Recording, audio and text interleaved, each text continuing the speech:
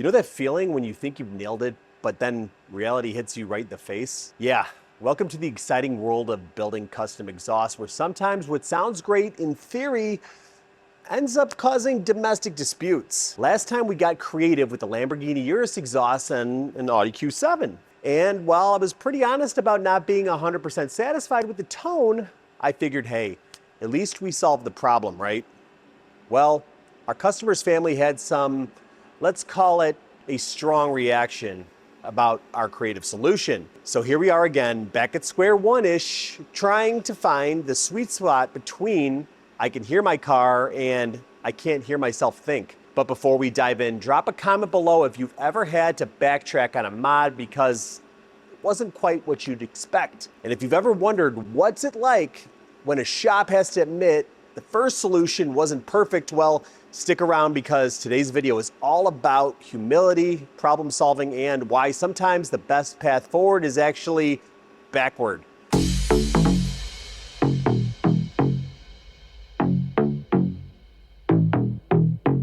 So this Audi Q7 is back and kind of highlights the reason why we do custom exhausts the way that we do them. Now, if you remember from the last video, the customer had a center section that had failed. The metal basically broke open, been repaired a few times, but broke open again, meaning that he had to get a new exhaust.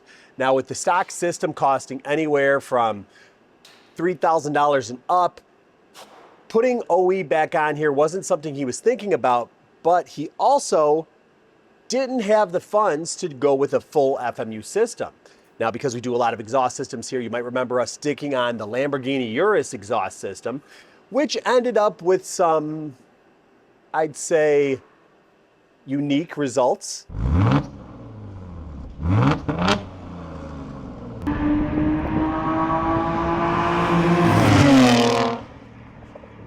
Now the customer's back and he's wanting to know if he could improve upon the exhaust note after the fact. Now we were able to use a takeoff of another project that we had done earlier to repair the section and make sure that thing was no longer driving around with an exhaust leak. However, the tone that it produced, infamous on these 3.0T supercharged engines, it just wasn't to his liking, and honestly, it wasn't to my liking either.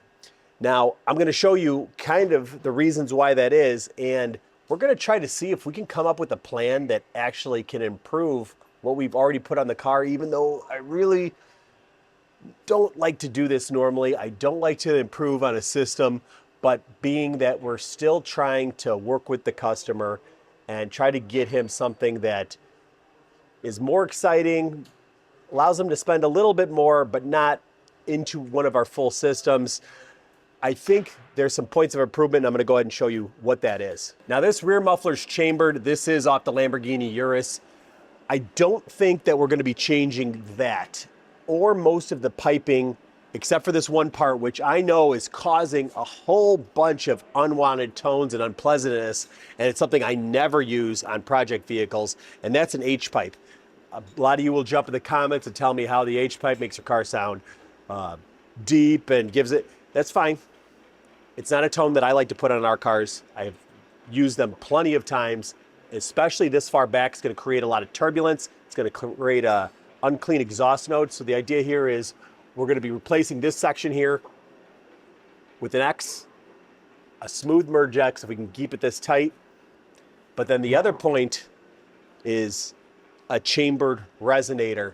We have two of them on these cars, and I can guarantee you that these things are a perforated tube inside of a hollow core, supposed to take away some of the resonance, but without the use of the factory muffler system working in conjunction with each other and kind of mismatched in here, I guarantee you it's creating a lot of that tone that he just isn't exactly pleased with. All right, Cody, I think these things need to go. I'm pretty sure that they're just chambered, perforated tube in an open area, and I know it's creating a whole lot of buzz and just probably the tones that this guy isn't exactly pleased with. My thoughts, this looks like a lot of room. I think we could fit two ultra quiets in here maybe.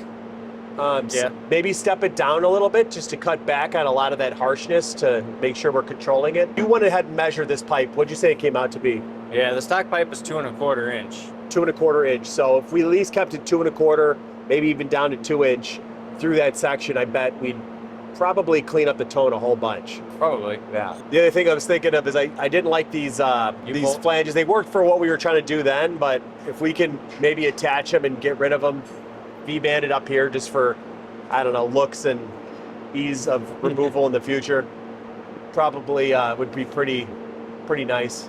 And then lastly, I know what I want to do, but you got to come up if it's even possible. It's a little tight. That H-pipe, I want to get rid of it. I want to put an X in there. I know that'll clean up the tones a lot. Typically, I'd like it further up, but if we're trying to control price, I feel like if we did it underneath there, we'd need a lot more materials in order to get it done. I could be wrong, but I'm going to let you decide on that. But I feel like if this is back here, even if we did the X-pipe up there, if this is back here, this is still going to create some weird tones and resonance that just aren't going to translate well, and getting rid of that would probably be a better option. Yeah, it might not be our typical smooth bird just because I know that it's very close together. Yeah. But you might be able to make it work. This hydroform pipe is definitely... Yeah, it's kind of squished right here, and then it's squished back over here, so making sure that we cut a spot that's actually round. Yeah, it looks to be round here, but then it's flattened here, oddly enough. I mean, I guess it's giving distance between the drive shaft here, but not really. So what if we just take out this H-pipe and put some straights in here, kind of eliminate this H-pipe, and up front here, we could do a 2-into-1 Y-pipe, and then have one resonator, and then back out to a Y-pipe, and then we can connect these, with V-bands or a flange or something. We can also do a connection point over here as well. So Cody knows, working here long enough, that I'm a big fan of 2-into-1 on V6 engines. That's kind of the key for cleaning these things up. And it's not even something I was even thinking about because we have this dual system, but he is right. If we can get those two into one, that's going to produce a much cleaner tone, which leaves us with the H-pipe, which he just suggested to kind of straighten out to fix, which I think is another good idea. So if anything, we'd want to get rid of it, do the 2-into-1. I think that's a way better idea, to be honest. I wasn't even thinking that route. Good idea. Let's see if we can get it done. So we got a problem when I was taking this apart. I found that the flex part was detached, which is a common problem from, most companies. These like to just break and snap off, cause a leak and cause other problems. Yep, that's busted. This is definitely not in our price estimate, and we're gonna have to replace something. Luckily, we could put something else on here that's a little bit tougher, lasts a little bit longer, a better design. Although the pressure against this probably didn't make you notice a leak too much, but you can see the black soot here, another leak. It's probably been leaking for a little while. Yeah, we're gonna have to go ahead and switch these out. Hopefully we got something in stock. And then this is exactly what I was talking about. Perforated core, spacing in the middle, inside of a hollow chamber. These things definitely will kill resonance when you use in conjunction with other muffling devices in a stock system, but you go ahead and unleash these things and they just don't sound nice. Probably picked up a lot of those tones in the exhaust using the other. We're gonna get rid of these, put something proper in here. The 2-into-1, I guarantee you this thing's gonna sound a lot cleaner. Not perfect, because we're not doing the whole system, and not that we would do a perfect system, but it's gonna sound a lot better, get this customer happier, and make this thing not break anymore. All right, Cody's got this pretty much fixed up here. We've got the new flex pipes on here, and someone posed the question of, why don't you include flex pipes in all of your designs? Now, the answer is sort of complicated because every system is a little bit different, but what remains true is that most stainless steel will expand on a normal average length car, almost 3/4 of an inch. That's okay in a lot of cases, and it depends on where your welds are at, where the load of the system's placed on, and you kind of have to do it off of experience. But the problem with using flex joints is that while occasionally we do have welds crack because of that expansion, because they're flexing against each other, not expanding in the right manner. We may have to make an adjustment to the design later on. That's why we do offer a warranty on all of our custom systems, just because that sort of thing happens. However, with flex pipes, I can almost guarantee you that every single one of them will fail over time. They are more or less a consumable part that I can't really guarantee the life of this. Now, I've had some last at least as long as we've been here, but I'd say that those are on cars that aren't used very much. I've already replaced flex pipes on cars that we've done exhaust systems on in the past.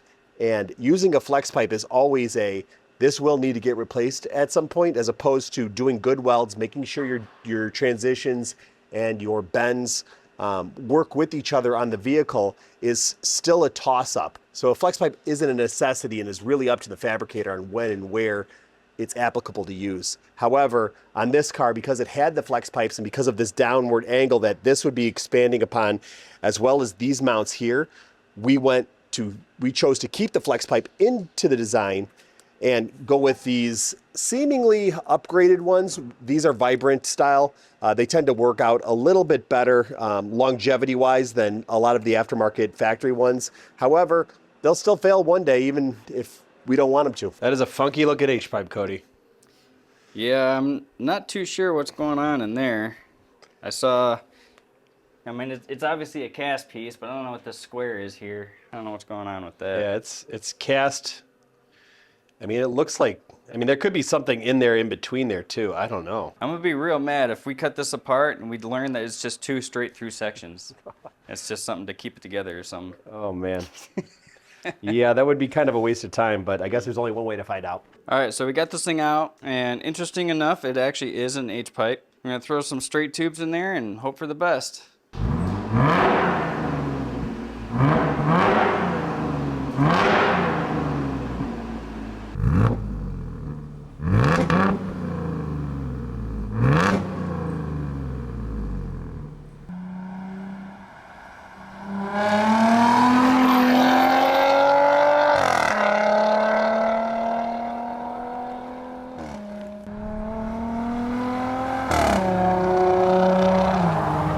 Well, sometimes you got to know when to admit defeat, and this Audi supercharged 3-liter is just not playing nice with what the customer is looking for. And we did a little bit more investigation into what the customer was actually looking for. Now, these engines are notoriously problematic for people looking for exhaust. They tend to produce unique tone characteristics that a lot of people have asked us to do a full system on. Now, even though we were able to bring the decibels down by incorporating the center section design, we brought the customer in before completing the work and had him drive in it to make sure that we were doing what he was actually looking for, because he had mentioned the sound level was too high when he was getting on it. And we assumed that meant maybe it had a little bit too much drone. He mentioned something to us that is kind of a common problem when we do these systems, is that the other people that were driving the car and the other people that were riding in the car were complaining about the volume level. And this is very much the case with a lot of our customers who they want an exhaust, but the people that are around them, family members, spouses, aren't so crazy about the idea. And while they love it initially, the others give them feedback on the setup and they end up wanting to do something different. So where do we go from here? We need to do something that in the center section controls the volume while replacing that problematic center section. So the idea here is that we're going to be using the original muffling that came on the car, optimize this center section going from here on out in order to give him the best of both worlds. Something that's not going to fail, sounds a little bit better, but keeps that volume level low, similar to the factory setup, which a lot of the muffling was done back here. Now, we had showed you guys the 2 resonators. They really weren't doing much, not a very good design. This 2-in-1 is going to take a lot of those tones and do what needs to be done on these motors before it goes into the original muffling in the back, which we're swapping out. So I don't like going backwards but we are problem solvers here. We always want to try to get the customer into something that they are going to enjoy and appreciate. A bit of a humbling moment here, but I'm pretty confident that this 2-in-1 section is going to be something that lasts the lifetime of his car.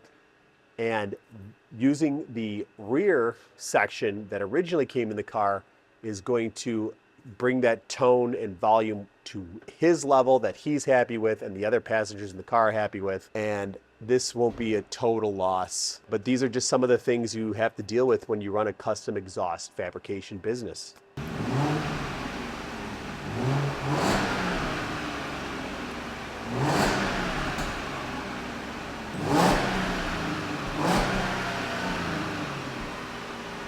All right, here it is. Let's hear how this thing sounds.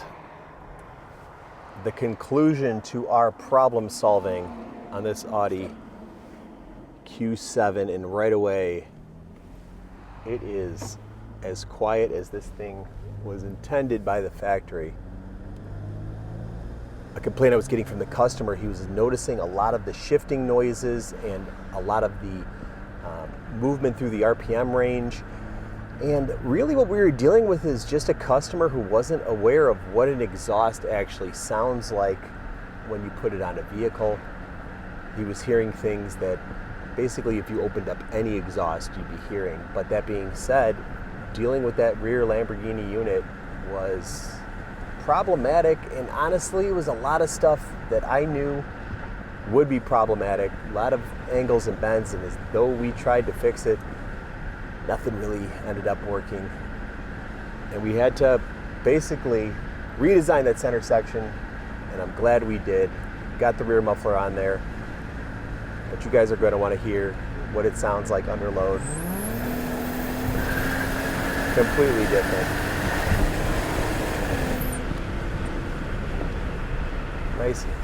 Nice and tame. And that's what the customer's looking for. That's what his family members are looking for. And I don't blame them. It's not a great sounding engine, but I'd really want another crack at this thing. Not so much this car, but the 3.0 Audi T. Done some downpipes, done some center sections, done some rear muffler stuff on them in the past. They've always been problematic, but I think I know what we do differently.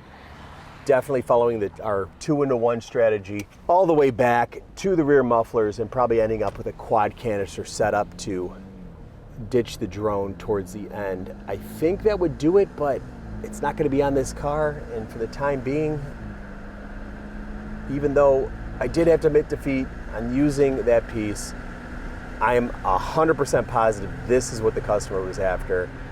But it really took some talking to some convincing and, you know, a little bit of humility to admit that, you know, we kind of had to go backwards to get this right.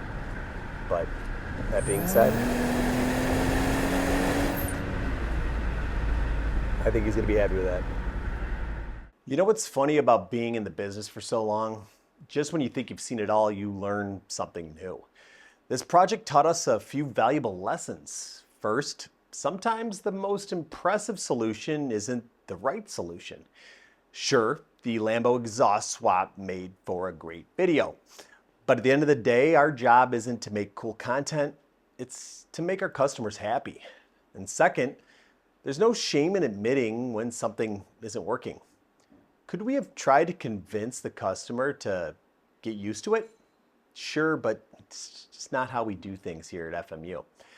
And finally, sometimes the best solution is the simplest one. A custom midsection reusing the factory rear might not have sounded as exciting as using a Lamborghini exhaust, but if it keeps the driver and their spouse happy, that's what matters. So there you have it, the full saga of our Q exhaust adventure, from creative problem solving to humble pie, and finally a solution that actually works for everyone involved.